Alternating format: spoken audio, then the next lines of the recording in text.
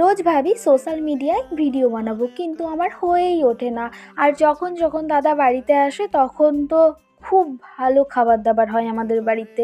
তো যাই হোক, আজ হলো দাদা চলে যাবে তাই সকালেই মাটন নিয়ে এসেছিলো। আর আমায় বললো, বোন একটু পাতলা আমায় ঝোল করে দে মাটনের, কারণ আমার অনেক দিন ধরে খেতে ইচ্ছে করছে। আর দাদা বলেছে আমি তো বাধ্য হয়ে আমায় করতে হবেই। তাই ঝটপট ঘুম থেকে উঠে কোনো রকম চাটা খেয়েই কিন্তু আমি রান্নাঘরে চলে এসেছি। এখন বাজে সময় 12টা। এখন থেকে আমি আমার রান্না শুরু করছি। আজ বানাবো ঝাল ঝাল মাটন, একদম পাতলা ঝোল, কারণ আমরা বাঙালি আর আমাদের মাটন কিন্তু খুব ভালো লাগে।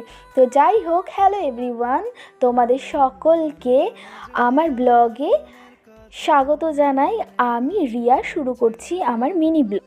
অলরেডি আমি মশলা কষিয়ে নিয়েছি অ্যান্ড বাকি কাজও তোমাদের সাথে গল্প করতে করতে কিন্তু রান্নাটা আজ পুরো কমপ্লিট করব। দেখতে থাকো আমি কি করি। তো প্রথমেই ওইদিকে আমি এখন মাটনটা বসিয়ে নিয়েছি, আলুটা ভেজে রেখেছি। আর ইতিমধ্যেই কিন্তু আমার মা চলে এসছে যে কি রান্না করছি আমি, কারণ মা জানেই না যে আমি কি এখন রান্না করছি।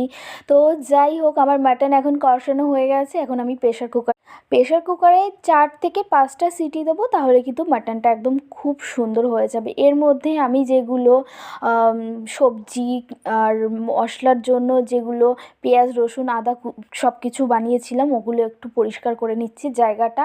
আর এই সাইডে আমি এখন প্রেশার কুকার কিন্তু বসিয়ে দিচ্ছি, কারণ এখন থেকে 5 থেকে 10 মিনিট লাগবে এই প্রেশার কুকারে সিটি বাজতে। তো আমাদের প্রেশার কুকারটা যেহেতু পুরনো, তো 10 মিনিট টাইম লাগবে। তো যাই হোক, ততক্ষণে আমি রান্নাঘরটা একটু গুছিয়ে নিই।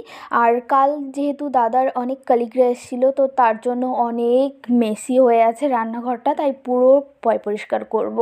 আর সব কিছু একদম ঝকঝকে করে দেবো, কারণ আমার মা এখন রান্নাঘরে আসবেই না।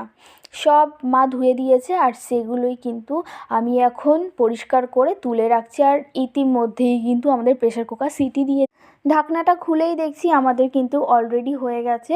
যখন তোমরা মাটন বা চিকেন রান্না করবে প্রেশার কুকারে, তাহলে ঢাকনাটা খুলবে না। যখন সিটি অলমোস্ট বন্ধ করে দেবে তখন কিন্তু ঢাকনাটা খুলবে না। দেখো কত সুন্দর কালার এসছে না।